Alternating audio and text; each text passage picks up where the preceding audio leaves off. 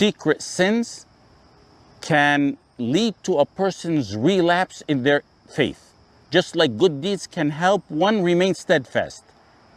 Ibn al-Qayyim rahimahullah ta'ala said, those knowledgeable about Allah subhanahu wa ta'ala unanimously agree that hidden sins are the root cause of spiritual setbacks.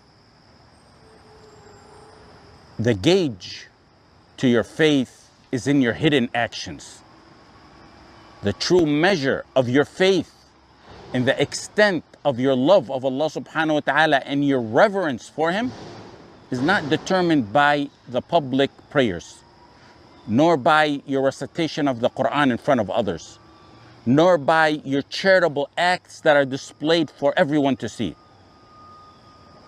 The true gauge of your faith lies in your private moments when you're all alone, when you're alone and away from the gaze of everyone. If you're tempted to sin,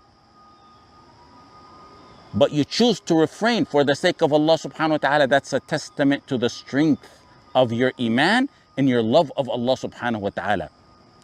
If you yield to temptation and you disobey Allah subhanahu wa ta'ala, it indicates weakness in your faith.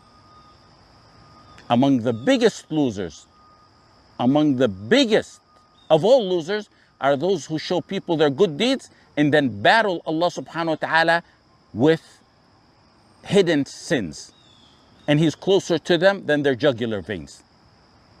There's some, may Allah subhanahu wa ta'ala save us all from this. When you see them in public, they're like the awliya of Allah subhanahu wa ta'ala. They'll prolong their salah. They'll focus in their salah. It'll be on time. They're involved in charity work and in helping others. They'll help at the masjid. They'll display books to show that they're serious students of ilm. But when no one's watching, they'll skip salah. They'll delay it. They might be mindless in it, or they'll rush through it. They'll spend time listening and watching and saying that which is forbidden when they're all alone. They'll gossip and slander on social media under fake usernames, thinking that nobody will know who they are, forgetting that Allah subhanahu wa ta'ala is watchful over everything they do.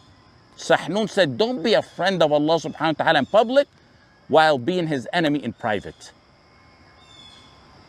And don't act like you're against the shaitan and your nafs and your desires and your temptations openly, while in secrecy you're on their side. In a masjid, his behavior and demeanor reflect the qualities of the Salaf. He interacts with his brothers in a manner that's reminiscent of the Sahaba.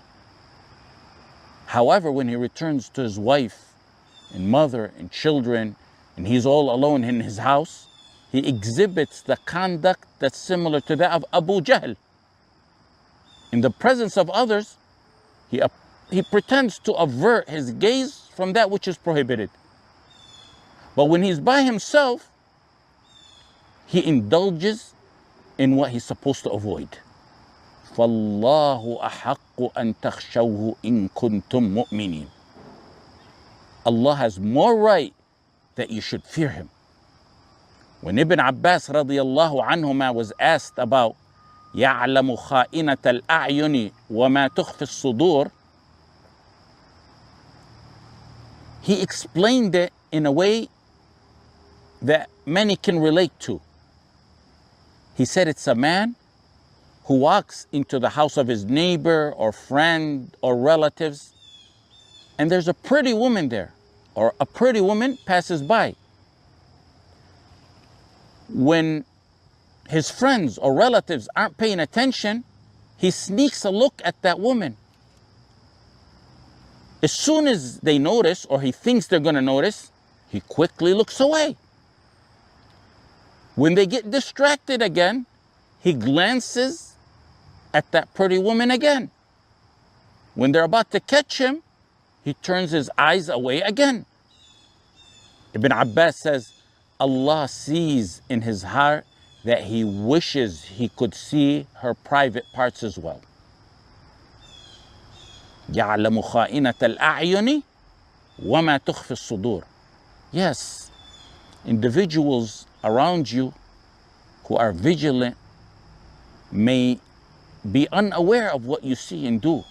But Allah subhanahu wa ta'ala knows the deception of the eyes and what the heart conceals. يَسْتَخْفُونَ مِنَ النَّاسِ وَلَا يَسْتَخْفُونَ مِنَ اللَّهِ وَهُوَ مَعَهُمْ إِذْ يُبَيِّتُونَ مَا لَا يَرْضَى مِنَ الْقَوْلِ وَكَانَ اللَّهُ بِمَا يَعْمَلُونَ مُحِيطًا.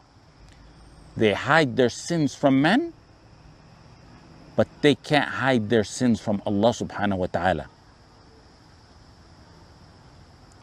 Last Ramadan, I spoke about the verse, أَلَمْ يَعْلَمْ بِأَنَّ اللَّهَ يَرَى. Does he not know that Allah subhanahu wa ta'ala sees everything? This is an essential topic, especially for طلبة العلم and dua and the mujahideen. He's an absolute failure if he thinks he's going to be alim or da'iyah or talib ilm or mujahid, especially if he's on the pure tawheed, while he's persistent on committing private sins. They want to establish the most noble missions, yet in privacy they combat Allah subhanahu wa ta'ala with sins. Looking at that which is prohibited, hearing that which is prohibited, slandering brothers and sisters under fake names for personal reasons, thinking that nobody will find out who they are, and forgetting that Allah subhanahu wa ta'ala is watchful over them, playing with the minds of sisters in order to get them to fall in love with them so they can marry them without a wali. Ibn al-Qayyim rahimahullah ta'ala said, when you combat Allah subhanahu wa ta'ala with hidden sins, you will fall from his eyes. I frequently echo the words of Ibn al-Jawzi on this matter, because most of our audience consists of brothers and sisters who are dedicated talabat ilm, insha'Allah. And insha'Allah, they're the future leaders of this earth or their descendants. So Ibn al-Jawzi rahimahullah ta'ala said, I've seen many people who claim to attribute themselves to knowledge, talabat ilm, ulama, yet they neglected how Allah subhanahu wa ta'ala sees them when they're alone. And because of that, their good reputation disappears in public. There's no joy in seeing them, and no one looks forward to meeting them. Their presence feels like they're not even there. Their presence feels like they're not even there. Hidden sins get one to lose his effectiveness in da'wah, and it strips him of his reputation. Hidden sins strip the jihad talk or speech or social media post or reminder from its effect. And the individual becomes despised by the people of the haqq. One who's pinned down by the shaitan can't fight an enemy. One whose own nafs defeated him can't defeat a powerful enemy. In our previous discussion about hidden good deeds, we talked about how Allah subhanahu wa ta'ala will make those good deeds visible in a person's appearance, even though he didn't intend that. We also mentioned that this talk is the opposite of that one. Hidden sins can be visible in a person's appearance as well.